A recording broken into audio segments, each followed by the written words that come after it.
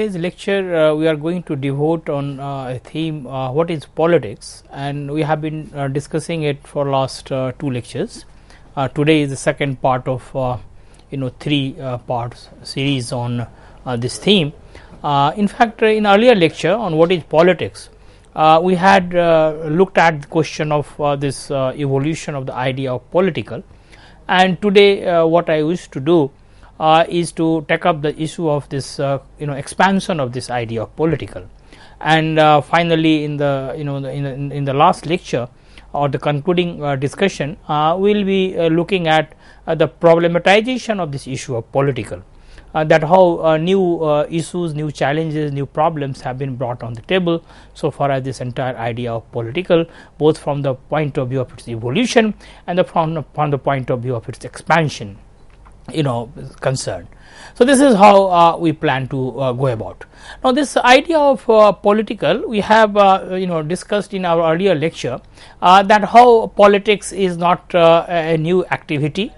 In fact, this has been going on since human beings started a settled life, particularly one form or the other.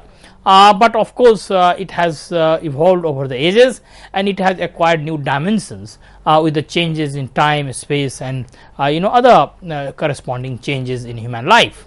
And then we also looked at that how politics both has a as a vocation, as profession, and then politics as an art and politics as a science, particularly in terms of the disciplinary identity of politics as political science, how it has also evolved in modern times, particularly in 20th century, when this entire quest for making the study of politics more scientific in fact started with behavioral evolution and other similar intellectual movements in the West, particularly United States of America. But one thing we should remember that when we discuss this idea of politics and political, in fact politics is essentially an activity and political is a sphere. So, what we find that politics as an activity also has been going on, and and politics as a sphere, particularly political as a sphere, has also been expanding. So, of course, this as an activity, if we define politics as an activity, then we find that this entire activity has over the years got refined, reformulated, redesigned, reimagined, and accordingly there have there has been changes in this entire idea of politics, particularly the way it is practiced. In fact, in earlier lecture we also discussed that how as an activity, politics as an art and politics and science, how they are related, how they at times also diverge. But when we talk of politics, political as a sphere of this activity, then we also find that there is expansion of this entire sphere, and this expansion has mostly happened in modern time, when new stakeholders or new agencies have been included, incorporated in this sphere, and it is how we look at this expansion of this idea of political, which we will be discussing essentially today, after looking at the 3-4 important dimensions of this politics, particularly power, liberal, and the Marxist. So, this expansion is important, and expansion of this idea of political. So, therefore, in fact, what I want to say here, that politics, when we talk of politics, we essentially mean by politics as an activity, and when we talk of political, we essentially mean by political as a sphere. So, activity and a sphere, the relationship between the two of course are there, but nonetheless one thing we should know, that with the expansion of this sphere, what has happened, that this activity, politics as activity, has also been reimagined, redesigned, and it is here this relationship is important to see and important to analyze. Now, politics as a discipline, we discussed this issue earlier, that from ancient Greek philosophy, Socrates, Plato, Aristotle, context of course was a Greek city state. Then of course outside the West also India had Cottilia and many other thinkers in ancient time which talked about politics as a more inclusive aspect of society. And then even in Roman thinkers like Polybius and Cicero addressed this issue. Even in medieval time we find that Augustine and Thomas Aquinas, they looked at the relationship between church and state and religion and politics. But one thing we should remember, that in all these discourses, the understanding of both politics and political were a little bit restrictive. For example, in ancient time we know that many people were not considered fit to be part of this activity, and therefore the sphere of politics or idea of political was highly restrictive, only for citizens, and the distinction between citizens and slave was a distinctive aspect of the Greek city state. So therefore, in fact, even in medieval period we find that a similar restrictive meaning of politics and political continued, but in modern time, interestingly, with the advent of modernity, largely on account of number of developments, revolutions in both intellectual revolution like scientific revolution, Renaissance and other things, and also political and other transformations which accompanied after 16th century, particularly after this Reformation, Renaissance, Puritan Revolution, Glorious Revolution, French Revolution, American War of Independence. These are some of the important events in human history in modern time, which completely transform this understanding of politics and understanding of this political. Now, of course, what happened that later in 20th century with decolonization, a new imagination about both politics and political also happened, and with this new imagination we find that on the one hand there was expansion of global community, expansion of of the entire understanding of this political, and new agencies were added and included into it. And therefore what we find that earlier when this entire idea of political did not include particularly the colored people, aboriginal people, people who were from the backward regions of the world. Suddenly this new imagination about politics gave them a new subjecthood. So therefore we find that this 20th century also marked a very important phase in this evolution of both the idea of politics and political.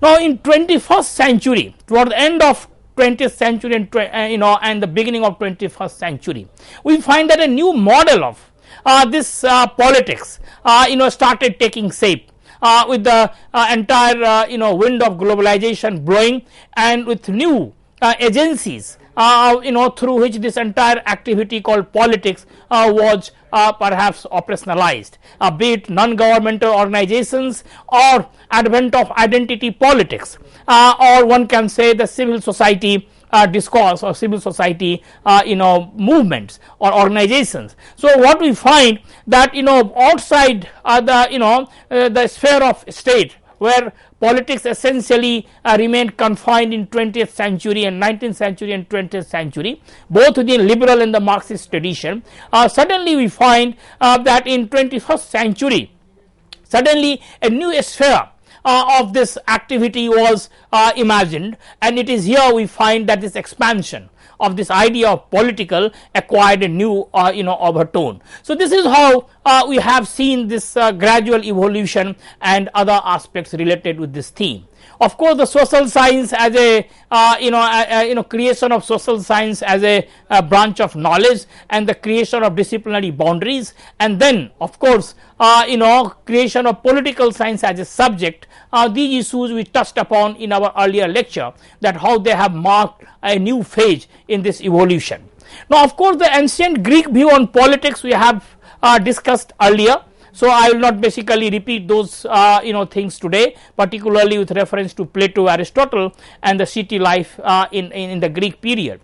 Greek philosophers did not make distinction between a state and society, as you have seen that how they dealt with the organic model of society, and how Aristotle declared man to be a social animal, and how in fact he considered man teleologically prior to society, but logically society prior to man. So all these aspects we discussed in our earlier lecture. But so far the non-Western view on this thing is concerned, we also had some discussion in earlier lecture about a non-Western perspective on this idea of politics, because politics of course has different names in different languages. Earlier we saw the French, Latin and other usages. When we come to India, we find that the politics, which often translated as Rajniti, sometimes it is also seen as Kutniti, sometimes it is also seen as different types of nitis.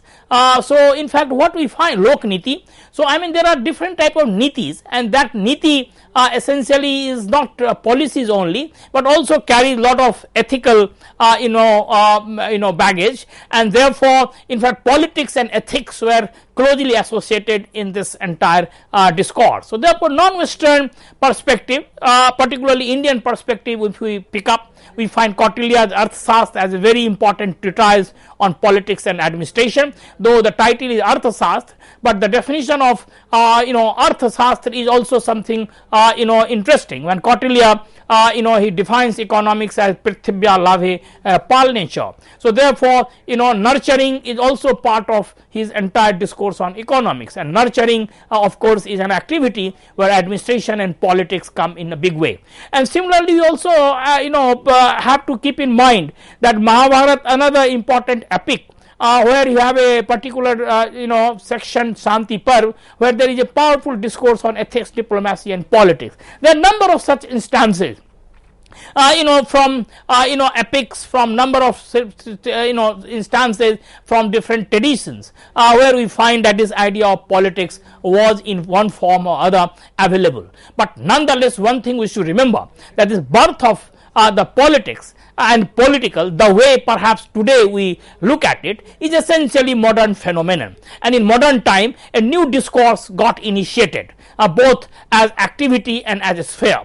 And as I defined earlier, that politics should be seen as an activity and political should be seen as a sphere. So what happened, that the new modern period marked the beginning of this new era, both in terms of activity and sphere. And of course age of revolutions, as it is called, the modern period, one revolution after another. In fact the 15th 16th century is known for giving philosophers like Machiavelli and Bodha, architect of modernity. And then 17th century with revolutions sweeping particularly Western world, that gave new meaning to this entire politics and political. Here one cannot forget the contribution of two pioneers of modernity and liberal discourse, Hobbes and Locke. Of course Locke, who is also remembered as the father of liberalism, and Hobbes, even if he is not considered the high priest of liberalism, but through his entire social contract theory, the way he problematized the issue of consent, the way perhaps he problematized the issue of political obligation, Hobbes is also central to this entire discourse so far as this entire idea of politics is concerned. In fact if we can recall what we discussed in our earlier lecture, that there was a time when politics was considered to be an activity indulged only by the elites, the kings and the king's court. But later on what happened, that in modern time this entire idea of politics was taken away from the courts of kings and emperors, and people were associated with this. This is how we associate the beginning and advent of democracy and expansion of this idea of political. So therefore this sphere of this activity, that is politics, got expanded in modern times with the birth of democracy, and particularly after French Revolution, with thinkers like Rousseau, Voltaire and others, what we find, that this entire theorization, problematization of this sphere of human activity called politics took a new direction with concept of popular sovereignty and the concept of democracy. So this is how we can associate this period, that is period after 16th century, as very crucial from the point of from the point of view of this expansion of politics as a activity and political as an sphere for this activity. Now Hobbes is also important from number of points, number of for number of issues. For example, as I mentioned that earlier politics was confined to kings and emperors' court, but when Hobbes started looking at human nature, the way he looked at the power dimension in society, in fact he not only theorized and also problematized a new dimension in human life, the power dimension, which remained central to, or which has remained central to the understanding of politics till now. In fact, there are two types of understanding associated with politics. That politics, one type of politics which is basically associated only with elites even today, or politics associated only with those institutions which are the forte of elites. But there is another understanding of politics which is inclusive of even those domains, those spheres which are outside the operative outside the influence of the elites and particularly the literate people, or one can say those who are in control of state institutions. And it is here that Hobbes' contribution becomes very important, when he made that prophetic statement that if 3 angles of a triangle are equal to 2 angles of a square, if this theorem affects the interest of powerful in society, this theorem would be disputed by burning all books of geometry. He was basically hinting at this power dimension, that how power dimension is important in society. So he was putting his finger on basically heart of the issue, on the central nerve system of this entire societal discourse, by making this statement that how power is important. And it is here that we should remember that even today politics has multiple interpretations, but nonetheless power remains central to it. Of course, we will be looking at this power view of politics, that there are contestation on this issue, that what is the source of power, where power lies, but nonetheless power plays important role in society, in human life. There are very few people who will totally disagree with it or reject it. So therefore what we find that 17th century, the era of revolutions, gave new meaning to politics and political, and by 18th century with the French and American revolutions, of course they were diametrically opposed in spite of having taken place within similar situation, but of course with a lot of historical differences in the French context and the American context, but nonetheless both privileged political, civil rights of the people. In fact, American Revolution in fact symbolized the high point in the rise of constitutionalism and and the rights of the people. Similarly, French Revolution also marked a high point, but nonetheless there were important differences between the two revolutions. But with both revolutions, what we find that a new imagination of political in fact appeared on the horizon, intellectual horizon, and therefore the two discourses which emerged out of these two revolutions, republicanism and federalism. Republicanism can be associated with the French Revolution, particularly in terms of locating the sovereignty among people, and therefore particularly a democratic kind of churning, one can say, that acquired a new dimension. It is here that contribution of Rousseau as a philosopher is also important. On the other hand, with American Revolution we find a different type of theoretical philosophical imagination coming, and that is particularly related to federalism. That is how to checkmate power with power, how to divide power, how to ensure freedom of people and the rights of people through legal constitutional means. And this is how perhaps the American contribution made a lasting contribution to human history, by innovating and inventing this new model of a state system. So if French Revolution was tied to this Westphalian model of imagination so far as politics and the state is concerned, American Revolution symbolized a different type of imagination. It was a emergence and of or advent of a new imagination about power, politics and the state institutions. That was a federal a state system, not the Westphalian kind of a state system which was associated with the Treaty of Westphalia. So therefore, what we find that these two revolutions are important. Now new revolutions in 20th century are equally important, and here particularly the socialist revolution in USSR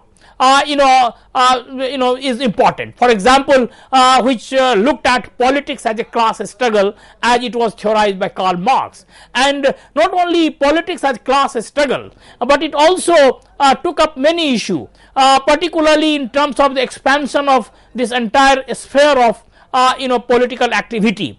So therefore, new idea of political also was problematized with this revolution, with adult suffrage, with trade union activities, with kind of equality discourse and justice discourse, which try to equalize class differences, gender differences, and other differences in erstwhile socialist countries, particularly Soviet Union.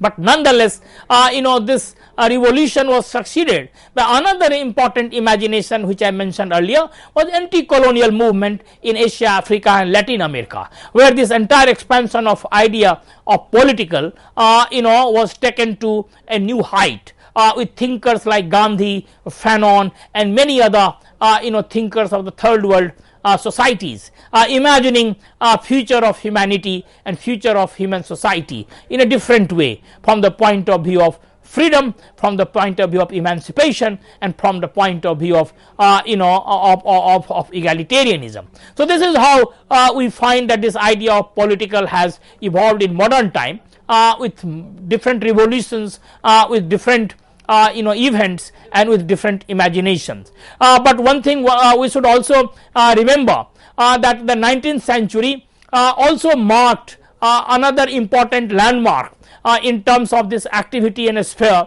that is politics and political, because here we also find the birth of political science as a discipline, and this issue we discussed in our earlier lecture, because this birth of new ideologies, liberalism, Marxism, fascism, anarchism and many other isms which one can mention here, were also product of this century, but at the same time this creation of social science as a discipline, and within social science this division of different subject studies and birth of political science also was a product of basically 19th and 20th century. So these things cannot be completely ignored when we discuss this evolution of this idea of politics and political, because if political science was essentially meant to understand this activity, that is politics or art of politics, the science and art both evolved in quick successions in order to engage with each other. Of course, the debate on this issue of political science and politics we tried to discuss earlier with reference to Max Weber's famous piece, Politics as Vocation and Politics as Science. But what now I intend to do, that after looking at this entire background in modern period, so far as the evolution of this idea of politics and political is concerned, that let's turn to these three contending views on politics. And these three contending views are important from the point of view of today's discussion. And we find there are three contending views on this issue, or that is politics. The first is that first position is called power view of politics, the second is called liberal view of politics, and the third one is the Marxist view of politics. So we have to see all these three views, the power, the liberal and the Marxist views on politics, that how they look at this entire issue of politics as an activity, and accordingly how they explain this sphere of politics, the sphere of this activity, that is the political. So let us start with the first one, the power view of politics. Of course, in course of time we will be looking at this expansion and this problematization, but today in fact let's first of all look at this power view of politics, that how this power view of politics discusses this issue, that is what is politics. Now what is politics for this perspective is important in the sense that politics ultimately stands for distribution, division, allocation of power, because power for them is the central element in this entire activity, that is politics. Now, what is power? They start with this question, what is power? And one thing interestingly, there is not much disagreement on this issue, that what is power. In fact, there is general consensus so far as definition of power is concerned. It is normally believed that power of A to control the behavior of the B is the power of A over B, and therefore this relationship between A and B can be called a power relationship. So therefore there is not much disagreement on this definition, that power of A to control the behavior of power of B, that if A does not allow the B to behave the way perhaps B would otherwise would have liked to behave, is the power equation between the two. But the disagreement, or one can say the contestation, really starts on this issue, that how one gets this power, how one gets this ability to control the behavior of others, that is power. And this is the matter, this has been the matter of debate, and also this debate has often acquired ideological overtones, and normally this thing is debated between two ideological camps, liberals and the Marxists. And as we know that liberals look at this source of power in a different way than perhaps their Marxist counterparts. We will be looking at this issue, that how they locate the source of power, particularly the liberals and the Marxists, where they locate it. Now, the next question in this perspective, that is power view of politics, is that what are the main motives of men and women which pull them into social activity? For what reason? What is basically the motivating factor for in fact men and women to come to this activity called politics? And the power view would say that in fact the main motivating factor is the quest for power. In fact, those who ask this question, that why people are drawn to this activity, they also put another posture, that is it mere survival or something more. In fact, as we remember that Thomas Hobbes in 17th century, when he talked about his state of nature, and the motivating factor for people coming closer to each other and entering into a contract to form the state, Hobbes had declared that fear of loss of life had compelled people to take to political activity through this contract to create a state for their security. So security was perhaps the most important concern of human beings according to Hobbesian theory. But nonetheless, in the power view of politics, we find that this issue has been debated, that what is the motivating factor. Now, one thing we should remember, that what draws people to political activity has been addressed by number of thinkers in their own way. For example, if Hobbes looked at it as a matter of security, Bentham in 18th century, an utilitarian philosopher, in fact declared that pleasure as the driving force which perhaps brings people together, or one can say the driving force behind this activity called politics. On the other hand, Karl Marx argued that economic factors are the real forces behind the political activity, because politics within the Marxian theory is basically epiphenomenon, or one can say is determined by the nature of economic structure of society. So ultimately people are drawn to this activity due to economic compulsions, and take to this activity to change their fate, to change their destiny, and to change the social context and social structure. So we can see that with reference to these three thinkers, that there are three different driving force behind people's or three different motivations behind people's activity called politics. Now, on the other hand, when we come to Max Weber, who is considered a very important thinker from the point of view of this power view of politics, because the way Weber problematized the issue of power, authority and legitimacy. He has remained a very important reference point for this entire discourse on politics from the point of view of power. In fact, Weber gave importance to desire for power as a basis for social activity, but of course Weber has a very nuanced understanding of power, and therefore it was not simply the quest for power as it is perhaps seen in some theories or some thinkers who talk about power view today, but nonetheless Weber gave importance to desire for power in human beings. Now, power view is also traced to sometimes ancient time, that this is not a new invention. In so far as society is concerned, that people are motivated by power.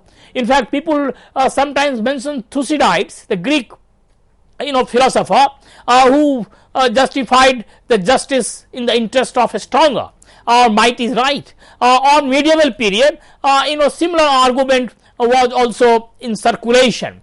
So therefore, people say that this is not something very new in terms of its origin, but ancient medieval period we can get similar references so far as the human impulse is concerned, and how people are basically driven by this quest for power.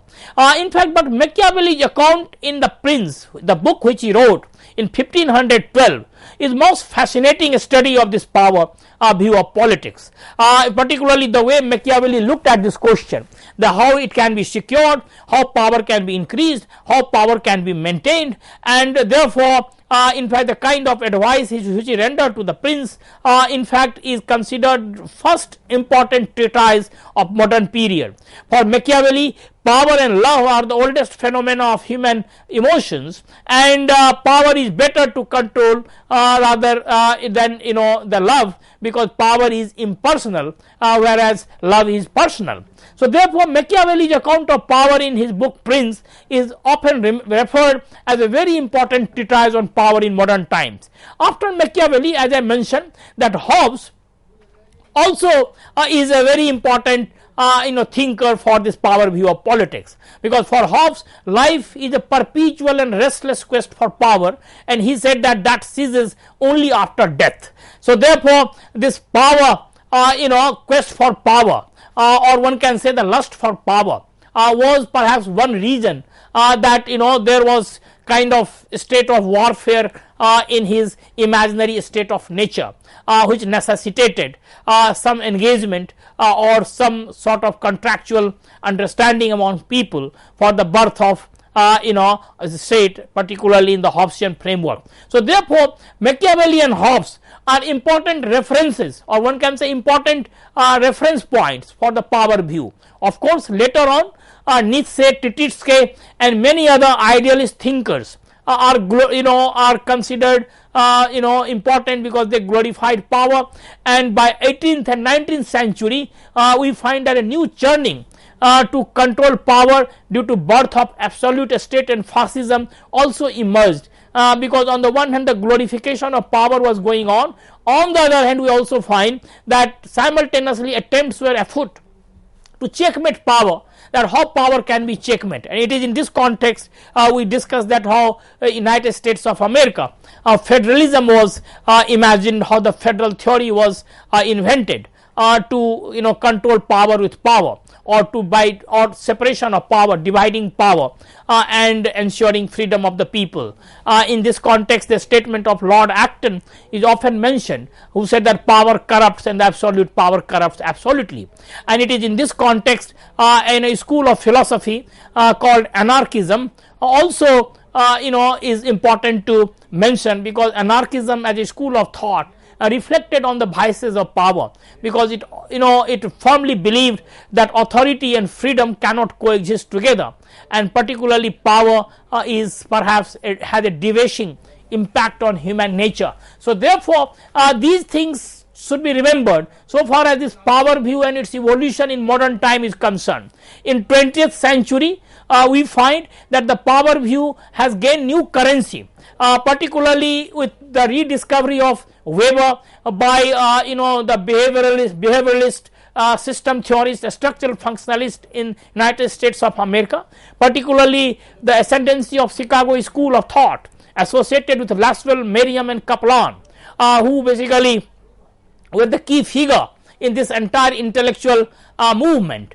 In fact, they looked at this power in a very profound way, so much so that they started defining politics as something who gets what, and ultimately power became central to their entire discourse. Now later on we find that philosophers like Michel Foucault and theorists like Stephen Dukes have also taken this discourse of power to new heights, particularly Michel Foucault, who has led to a new churning on number of issues through his take on discourse and power knowledge equation, and particularly the micro operation of power at micro level, the mechanics of power and all those things, which we will be discussing in the third lecture in this series, particularly when we will look at this question of the problematization of this idea of political, that how this idea of political has been problematized, this sphere of this activity called politics has been problematized. What are the new challenges, issues which have been brought to our notice, how those issues, how those problems have been theorized, and how it has been argued that unless we engage with those issues, particularly freedom, human existence could not be understood in real sense of the term in present situation. So therefore Michel Foucault and others, their contributions are equally important from the point of view of power, but nonetheless their take on power is slightly more nuanced, profound, and one can say the philosophical, compared to the Chicago school about which I was mentioning, which essentially gave birth to this system structural functionalist and behavioral theories in political science. So therefore what we find that meaning of power at times people find quite confusing because of its association with a number of traditions. But one thing we should remember, that this confusion is largely on account of the fact that power is interchangeably used with words like influence, control, coercion, and therefore people sometimes get confused that what ultimately power stands for. Does it stand for influence, or does it stand for control, or for coercion? Now of course we have discussed this issue, that the definition of power, there is not much confusion. Everyone is in agreement on this issue, that power should be understood as something or ability of a person A to control the behavior of person B, and therefore this ability to control others behavior is the power, or the relationship between A and B, this controlling relationship between A and B is a power relationship or power equation. But the problem largely has been on this issue, that how to deal with this power. Particularly 2-3 issues come to the discussion immediately after we define power, particularly this ability of A to control the behavior of B, and those issues are particularly in terms of number one, the location of power, that where power is located. Is power located in state institutions, or is power located in multiple associations in society? That is perhaps the position of the pluralist theory, or the power is located among elites of the society, that is perhaps the contention of the elitist theory, or the power is located in the economic structure, that is perhaps the position the Marxist theory takes. So therefore location of power is a matter of debate among scholars. The next issue is the nature of power. What is the nature of power? After location, the another issue which confronts us when we discuss this power view of politics is the nature of power. What is the nature of power? And here again we find that ideological traditions conflict with each other in terms of their take on this nature of power. For example, liberalism suspects absolute power from the very beginning, and this is how we have seen the classical liberals reflecting on this power, be it Locke or for that matter Madison, United States of America, when this entire federalist paper was basically authored, and this entire imagination of federalism, separation of power and other mechanisms to check the abuses of power and limit the scope of power was basically invented. So therefore, what we find that this liberalism from the very beginning is suspicious of absolute power. So that is liberalism's take on nature of power. But one thing we should also mention here, that this suspicion about power later got little bit toned down within the liberal tradition, particularly after the birth of positive liberalism and crystallization of this concept of welfare state in 20th century. So therefore, the kind of initial suspicion we find in liberal tradition about power, particularly absolute power, was no longer there. In fact, power was also seen as a kind of activity, or one can say as an ability of the state which can be used for common good. So therefore, this idea of common good, the idea of welfare, societal welfare, general welfare, were considered the important attributes of power, particularly in terms of the welfare state or the positive state. So therefore, liberalism of course tones down its its hostility towards absolute power later in 20th century. But on the other hand, again we have found that in recent years the ascendancy of neoliberal as a school of thought within liberalism, or neoliberalism as a new discourse within liberalism today, which in many respects is trying to revive the old classical discourse, in fact has again started showing suspicion towards power, particularly the power associated with the state institutions. Of course, it is a different matter that neoliberals have a very positive approach towards power, particularly centered within the market sphere. But power within state institutions they are highly suspicious of. So therefore, so far nature of power is concerned, liberalism take on power and absolute power can be seen in this framework. Now that brings me to a second ideological tradition, that is Marxism. And Marxism's take on this nature of power particularly is to be seen from the point of view of class division in society, because Marxism as a theory argues that in a class divided society the power equation is always skewed in favor of the ruling class, dominant class, because power ultimately flows from the economic structure of society. So those who have control on the means of production would be in ultimate analysis the wielder of power, and therefore in fact power is always skewed in favor of the ruling class who controls the means of production or who has a control on the economic structure. So the nature of power for Marxism is essentially contingent on the mode of production in society. It relates power with economic structure of society and does not consider power as a neutral entity, or one can say agency, or one can say a value neutral category. So this is how we can see the difference between liberalism and Marxism so far nature of power is concerned. Now when we come to idealism, in fact there have been many idealist thinkers, Hegel and many others. In fact some of the characteristics of this idealist school are similar to what we had earlier, particularly in the Greek period of organic model, the man society relationship, but of course from a different vantage point. So therefore idealism supports absolute power of the state, because for them, as in Hegel's famous statement, that state is the actualization of freedom or actualization of human identity. So this is how we look at idealism take on this nature of power.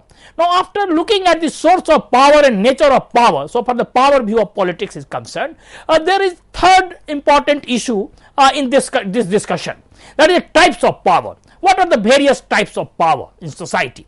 And the power view divides this power types of power into three categories: political power, the economic power, and the political power.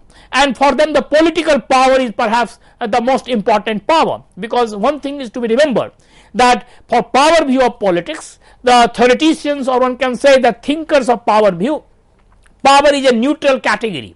It has to be seen on its own term. It should not be associated either with economic sphere or some other sphere, the way perhaps the Marxist traditions and other traditions would make us believe. So therefore for this types of power, the three types, the political, economic and ideological. Political power for them is perhaps autonomous and neutral category which control all spheres of society. In fact, here one thing we should remember, that liberals, in spite of their lot of emphasis on power from the very beginning, be it Hobbes or Machiavelli, or for that matter the 20th century Chicago school, they are divided between the two types of discourses, and we have seen earlier the division between republican and federal in context of the French and American revolutionary thinkers, how they looked at republican source of power and the federal nature of power. On the recent years, they are divided along elites versus pluralist theories, because the power, political power, according to one school, is confined among elites. On the other hand, for other school, it is basically shared among various groups and associations in society. That is the pluralist take on power. So elites versus pluralist is the major division in 20th century, so far as the political power is concerned, so far as liberal tradition. But of course, I have already mentioned that for Marx, power is a class power. So now coming to the next important dimension, that is the economic power. Now the power view does not give much attention to economic power. In fact, political power is not in the hands of the owners of the capital, the way perhaps Marxism argues, because the power view, the hardcore theorist of power view would say that the managerial revolution in modern time has completely blunted that issue, and it is basically the separation of ownership and control of capital from those who exercise power is a hallmark of modern period, and it is here C. Wright Mills important theory of power elites should be mentioned here, that how he talks about three different types of elites in society who share power in society. So therefore, this is something on economic power, and we find that only the Marxist tradition gives a lot of importance to economic power, but liberal tradition does not have much emphasis on this issue. Then of course is the ideological power as well, and in fact that will take some time to discuss, and after discussing ideological power we will be moving to the Marxist view of politics, and then we will be taking up the question of expansion of the idea of political, particularly from the point of view of the particularly from the point of view of the feminist and the environmentalist theories in recent years, that how they have expanded this sphere of the activity called politics, and how they have imagined this idea of political. And finally, we will be discussing the new issues, the new challenges, that is the problematization of political. So all these issues we will be discussing in the next lecture.